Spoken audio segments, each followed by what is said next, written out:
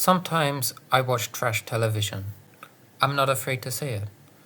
While watching Series 9, Episode 9 of I'm a Celebrity, Get Me Out of Here. Guys, what would you all put on a rack of lamb? Vegemite! Of course you would, you freaks. While the credits are rolling, this happens. Coming next, the £100 million bill for the Cambrian floods, but who'll pay? The man in a coma for 23 years, but aware of everything happening around him. And big in the Big Apple, why is Susan Boyle such a hit stateside? As curious as I am about Susan Boyle's stateside, it was the story before this that piqued my interest. A man stuck in a coma but awake for 23 years. How absolutely horrible and distressing. Let's take a further look at this new story from 13 years ago. And, spoilers, things are not quite what they seem. Please subscribe, like, and let's go.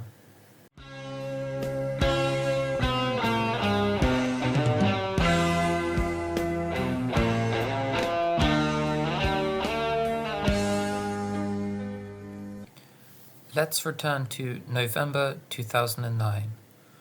Okay, close your eyes. Michael Jackson is dead. Minecraft just received an update, so you're running home to play it. You turn on your iPod Nano and hear Everybody in Love Go Put Your Hands Up by JLS. And then you smile because you realize that N-Dubs is still together. Okay, you can wake up. Now we move on to a very serious news topic from 2009. No more hilarity or jokes. Let's talk about Rom Houben from Belgium.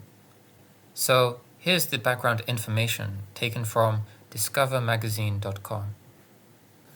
From 1983 to 2006, the Belgian man Rom Houben was misdiagnosed as a coma patient. In fact, doctors say he was conscious for all those years, but incapable of communicating with doctors or family members who leaned over his bedside. But neuroscientist Stephen Lorays finally caught the 23-year mistake. Lorays just published the paper on the case in BMC Neurology, spurring wonder at the remarkable case, and skepticism that Houben is truly communicating now. Houben was paralyzed in 1983 after a vicious car crash, and doctors incorrectly diagnosed him as being in a persistent vegetative state until 2006. He states that, I screamed, but there was nothing to hear. He was able to communicate using facilitated communication, a method that is similar to using a Ouija board, where someone helps the paralyzed person talk by moving their hand over a board via micro-movements. In another interview with the Daily Mail, he communicated the following using facilitated communication. I am called Rom. I am not dead. The nurses came, they patted me, they sometimes took my hand, and I heard them say, no hope. I meditated. I dreamed my life away. It was all I could do. I don't want to blame anyone. It wouldn't do any good. But I owe my life to my family. Everyone else gave up. It reminds me of a movie I saw called Johnny Got His Gun from 1971, where a young American soldier is hit by an artillery shell and is a prisoner in his own body for decades. The whole case of Rom Houben is tragic, and a look at the Google search results confirm this. I'm so glad that he could finally speak and communicate with other people. Okay, that's the end. Oh, wait.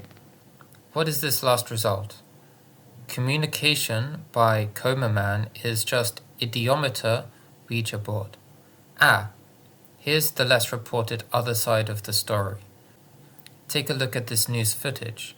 His eyes are not open and at times not looking directly at the screen.